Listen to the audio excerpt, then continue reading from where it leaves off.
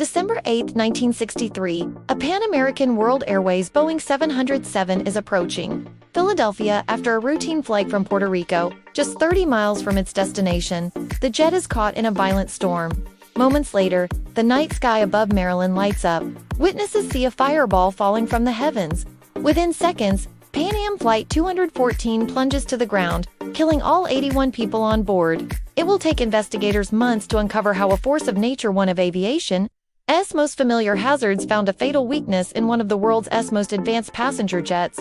This is the story of Pan Am Flight 214. Pan Am Flight 214 departs Isla Verde International Airport in San Juan, Puerto Rico, carrying 73 passengers and 8 crew members. The Boeing 77, the pride of Pan Am's fleet, is designed to conquer the skies with unprecedented speed and reliability. It represents a new era of global travel, whisking passengers across continents in mere hours. On board are families returning home for the holidays, businessmen on their way to Philadelphia, and a dedicated crew led by Captain George Newth. For most of the journey, the flight is smooth and uneventful. But as the aircraft nears the northeastern United States, the weather begins to turn. Thunderstorms are sweeping across the region. Other pilots in the area are already reporting severe turbulence and frequent lightning. At 8:42 p.m., Flight 214 checks in with Washington Air Traffic Control.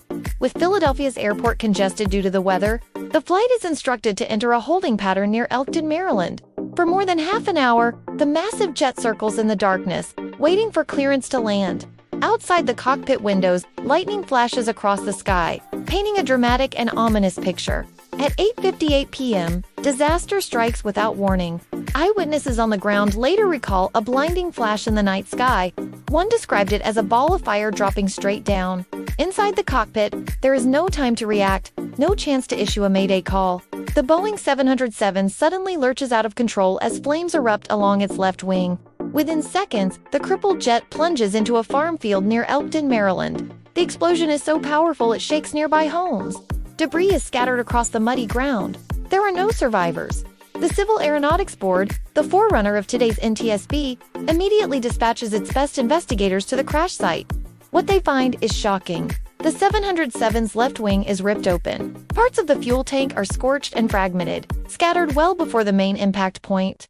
From the very start, investigators suspect lightning. But in 1963, few believe lightning alone could bring down a modern jetliner. Aircraft are designed with a conductive aluminum skin to safely dissipate electrical strikes, acting like a Faraday cage. Pilots routinely fly through thunderstorms without catastrophe. So why did Flight 214 burn out of the sky? Weeks of painstaking forensic analysis finally provide the answer. Metallurgical tests on the wing debris show scorch marks and electrical pitting near the left wing. Number 1 reserve fuel tank. Investigators pieced together a terrifying chain of events. A massive lightning bolt struck the left wing tip. The immense electrical discharge traveled along the wing's skin, but instead of harmlessly exiting, it found a fatal path.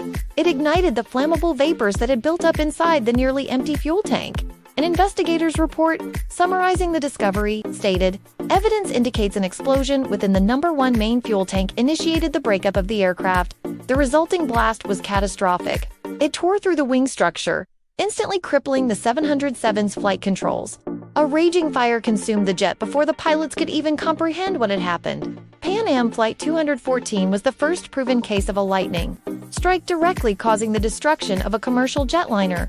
The disaster sent shockwaves through the aviation industry, forcing regulators and engineers to confront a vulnerability they hadn't fully understood. The investigation led to sweeping and permanent changes in aircraft design. Fuel tanks were redesigned with comprehensive lightning protection. Venting systems were improved to prevent the buildup of explosive vapors. New non-conductive sealants and improved electrical bonding techniques were introduced to ensure that any electrical charge from a lightning strike stays on the outside of the aircraft where it belongs. Every jetliner built since has incorporated these critical safety measures. To this day, commercial airliners are struck by lightning, on average, once or twice a year.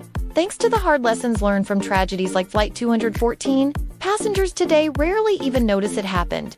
For the 81 souls aboard Pan Am Flight 214, those safeguards came too late. Families were torn apart in a single, blinding instant.